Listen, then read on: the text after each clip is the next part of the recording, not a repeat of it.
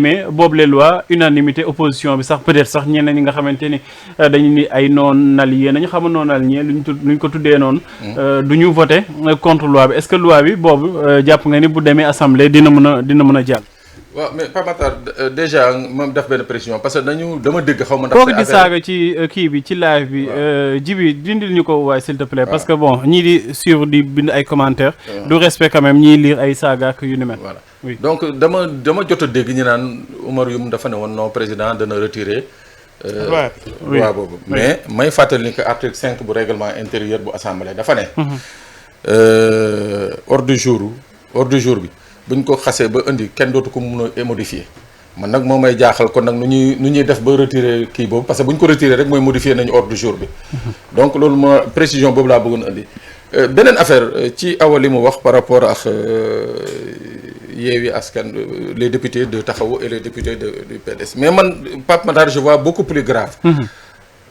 tey jii ñoom ñaari candidats yooyu. seen yaakaar ci jàll parrainage bi mooy députés yi 13 députés yi. oui. mais si par extraordinaire daan wax. ñu voté ko président dissoudre mais ñoom amatuñu benn garantie nekk candidat mooy que amatuñu 13 députés.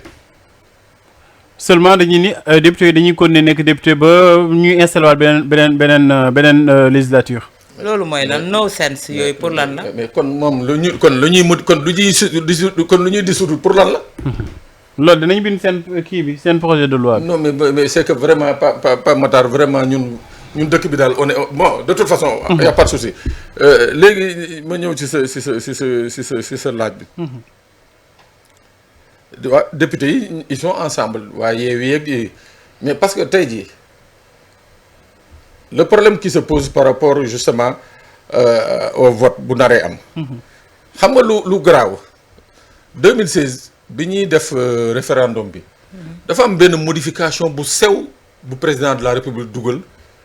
ci kii bi ci référendum bi ci référendum bi.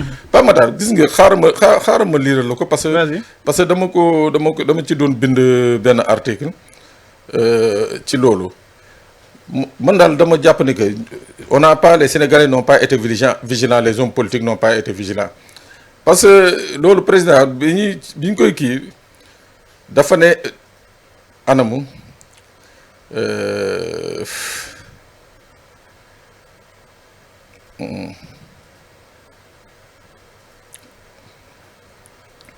dañ ne.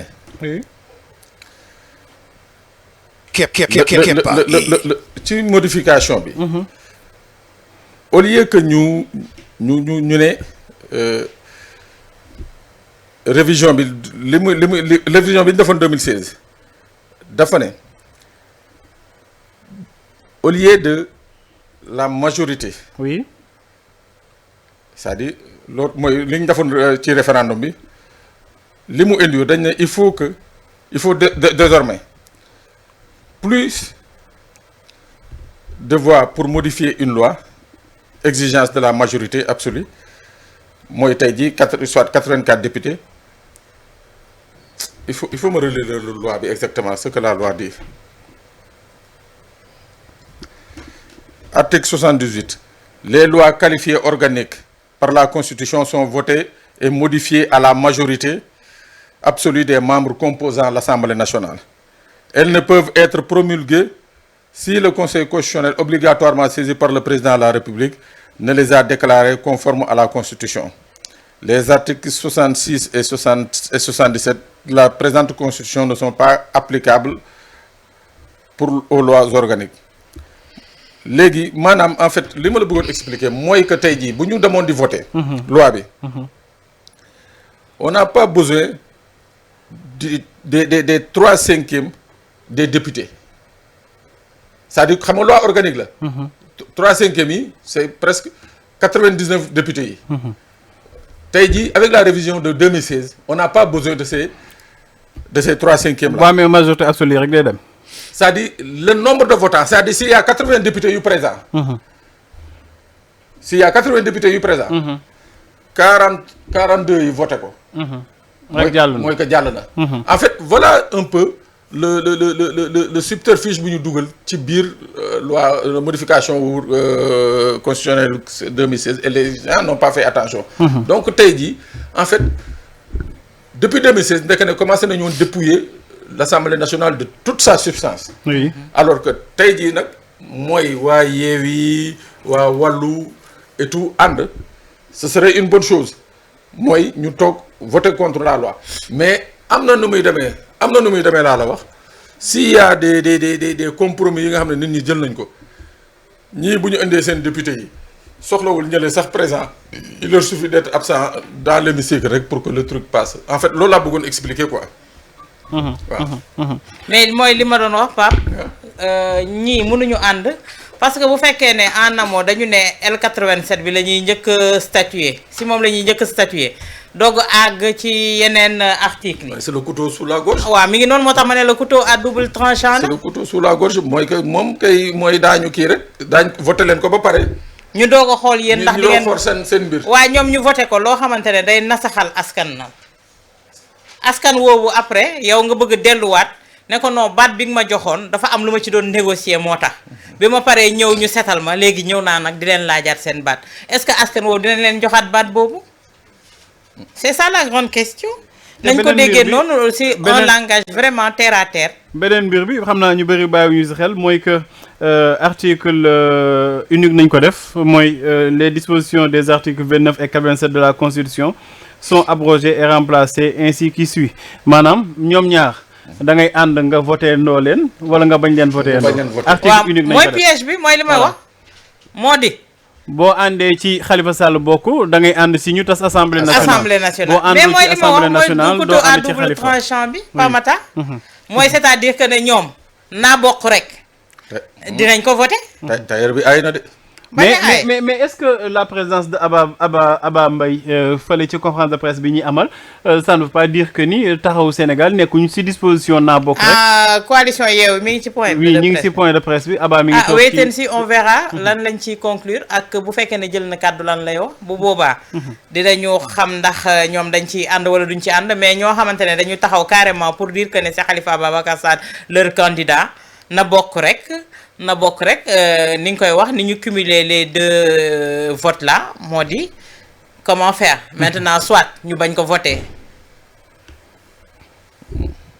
ñu bañ a voter. est-ce que la majorité sax également pas Matar affaire yi daal luubu na fi mu nekk nii jaxasoo na de. non moom kay c'est très simple. Pape Sané est-ce que mën nga comprendre article 87 bi parce que bu ñu la nuyee le président de la République peut après avoir recueilli l'avis du président du premier ministre et celui du président de l'Assemblée nationale prononcer par décret la dissolution de l'Assemblée nationale lu ñu ci teg beneen alinéa bi mooy le décret de dissolution fixe la date du scrutin pour l'élection des députés le scrutin a lieu 70 au moins et 90 jours au plus après la date de la publication du décret. Troisième alinéa, l'Assemblée nationale dissoute ne peut se réunir. Toutefois, le mandat des députés n'expire qu'à la date de la proclamation de l'élection des membres de la nouvelle Assemblée nationale.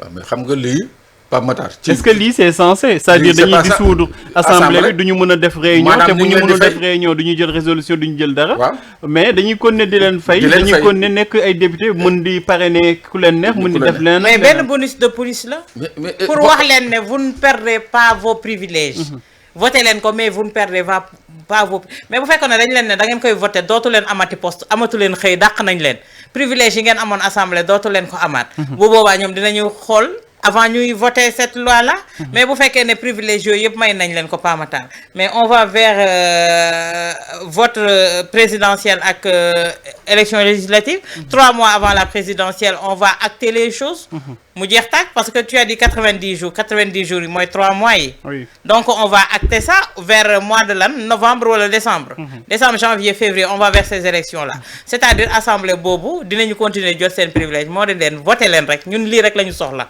on veut juste avoir quelque chose sous la main bi nga xamante ne tey jii suñu ay calcul du faux on va voter et la présidentielle et l'Assemblée nationale te président Assemblée nationale bi mën a jógee ci ñoom dégg nañu raisonnement yu bëri ñu bëri jàpp ne le président Macky Sall mais je ne pense pas que ne le président Macky Sall dina wàccewaat boppam ba naan mi ngi postuler pour nekk candidat pour les législatives je ne pense pas xalaatuma ko bokk ci sama njort bu rafet Pape Matar et loolu nag no sense la parce que dañ la ne assemblée nationale si yenn condition nga ko mën a dissoudre Pape Matar ñu toll moment boo xam te ne askan wi soxla nañu on a besoin de fonds on dissout l'assemblée nationale pour ça mais tey bu fekkee ne yooyu yëpp amul et on continue de les payer pour ne rien faire Pape Matar des calculs politiciens est-ce que war na tax ñu jël suñu constitution bi di ko def nu mu leen neexee. ak foofu ak argent public bi. assemblée kay dissoudre ko du solution parce que mooy la deuxième personnalité de l'État. boo ko dissoudre président bu ñàkkee bakkanam booba vide juridique moom mooy taxaw parce que daw am ku ko remplacer Pape Sané beneen mbir bi est-ce que mënuñu woon xaar dissolution boobu wala projet de dissolution boobu Aw Diop mi ngi koy wax président aussi defoon na ay menaces yu jëmoon ci wàllu boobu boo gisee que ni député yi ñoom député simple en tout cas amuñu oto jox ñu leen seen véhicule de fonction indemnité nañ leen jox 700 000 francs par mois 700 000 francs yooyu boo ko jëlee nga multiplier par ci 5 ans dépassé na njëgu oto est-ce que du ñoom ci seen calcul dès le départ xamuñu ni woon ni que lu mu tudd mandat député yi du passé 2 ans. mais moom waxoon teeloon na ko wax. et puis député yi nangul ko parce que député assemblée nationale depuis fi Wade di nekkee assemblée moo doon jëndal boppam ay oto. mais bii assemblée bañ ko wote président Macky Sall ne non jarul ñu leen di jëndal oto parce que maanaam doo leen fi yàgg. c'est-à-dire que donc moom son projet il avait bien nourri depuis bi ñu installé l'Assemblée nationale. mais beneen affaire également ci parrainage bi. dafa am benn affaire bi nga xam ne je crois que nit ñi war nañ ci bàyyi xel mooy que les modifications des articles L57 ak L22. xam nga ñaari articles yooyu moom mooy wax ci délai wu collecte parrainage yi mais ci biir modification yi texte yi ñu dugal mun nañu permettre président Macky Sall mu réduire les délais xam nga ndax comprendre nga Pape Matar. oui c'est-à-dire mun na jëlee délai yi de 180 jours indi ko 150 jours. waaw c'est-à-dire bu loi bi jàllee mun na jël. un décret dans ce sens réduire les délais de 180 à 150 jours mooy benn affaire bi deuxième affaire bi dañ ne parrainage des citoyens bi dañ ko wàññi. mais d'accord wàññi nañ ko c'est vrai 0,6. mais est-ce que wàññi nañ ko ça dépend de fichier électoral bi. très bien mais c'est-à-dire lii nit ñi fàtte. mooy que depuis 2019 daanaka bi ñu defee audit fichier bi. oui mais fichier bi yokku na. ne cesse de waaw donc tey même bu ñu wàññee pourcentage bi mais ça n'impacte pas directement sur le nombre. absolument donc man je crois que daal gars yi daal il faut ñu gën a xoolaat seen bopp quoi. waaw. awa ñu ñi xamal que ni Abba en tout cas c'est pas confirmé mais dégg naa ci commentaire que ñu ni Abba dafa ni que ñoom waa taxawu Sénégal du ñu voté boobu les projets de loi c'est pas risqué pour eux. non Pape Matar. gis nga politique bu Sénégal daal mbir la léegi wàllu. finalement ñoom amuñu dara. li ñu yaakaaroon ni ak yi la sax amuñu ko. Pape Matar oui ndax wàllu dina voté wala du voté. wàllu baa du wàlloo di mag yi. parce que su wàllu voté. taxawu suñu voté wul tamit it's the same. en tout cas daal kaas boobu de. seen kaas yi dëgërul de. ma ne la. loolu mun na nekk sax man daal jàpp naa ne. mais le président Doudou Wade quand même def na benn sortie bu ma juuma ci tribune di xamal que ni loolu danger la ci réew mi est-ce que aussi mënuñu jàpp que ni ñoom ñëpp dañuy accepter parce que aussi awa bu ñu demaatoon ci élection nga defee ni PDS ak le wàllu li ñu am ci député ligne boobu dañ ko amaat. mais Pape. oui xam nga lan mooy wax ji. kon lan moo fi jar lii yëpp. oui lu ko fi jar. oui. bu fekkee ne dañoo bëgg a bokk. te lii moom mooy tax ñu bokk. léegi ñu dem ba ci cappaandaw la ne voté wuñu. bokkatoo leen. waaw kon lu ko fi jar. y a beaucoup de no sense. si mbir yi absolument nañ ñu tenir un langage clair quoi. wax ñu fu ñu jëm. waaw wax ñu fu ñu jëm. yow xataraayu nga boobu ba léegi dem nga dialogue demoon dialogue bi la condition sine qua non mooy bokk rek naa bokk rek. moo tax nga dem si dialogue bi. nga dem si dialogue bi ñu tegal leen ay conditions tey jii nag ne loi bi en procédure d'urgence dañ koy yóbbu assemblée nationale cumuler ñaar yëpp pour lan ku wote bi lii am si ngay mën a nekk ab candidat nga dem ba si biir nga ne kon bëggaatuma nekk candidat nañ ñu wax li xew. bon suñu xamee lu xew rek bu boobaa du ñu def du ñu nekk fii di wax di def météo quoi. absolument dinañu sukkandiku ci lu concret si ñoom li nga xamante ne la ñu wax. mais bu fekkee ne da ngay def genèse fi ñu jugee li ñu wax pour dem ci dialogue boobu. jóge ci dialogue boobu ñu teg ay conditions ne lii am nañ ci gain de cause lii am nañ ci acquis lii am nañ ci acquis ñu àggar ba ci cappaandaw li bëgg ñu yóbbuwaat case départ nañ ñu wax lu am.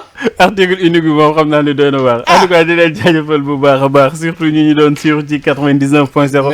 fii ci biir réew mi oui une minute rek. oui Xaasim mi nekk fii ci sécurité bi. Xaasim yi. waaw mu ngi leen di nuyu depuis fële Saloum moom ak soxnaam.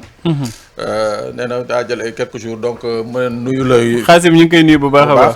également sunu correspondant ba fële ca Matam Amadou Issa Kane. Amadou Issa oui. waaw nee na daal vraiment bëggoon na dugg. mais malheureusement le temps jeex na. mais accueil bi nga xam ne moom la waa Matam. accueillir kii nga xam ne mooy Ngagne Demba Touré. nee na wax dëgg yàlla gëj nañ ko gis foofu ca Matam. même autorité yi nga xam ne ñoo fay ñëw mosuñu am accueil bu mel nii. waaw.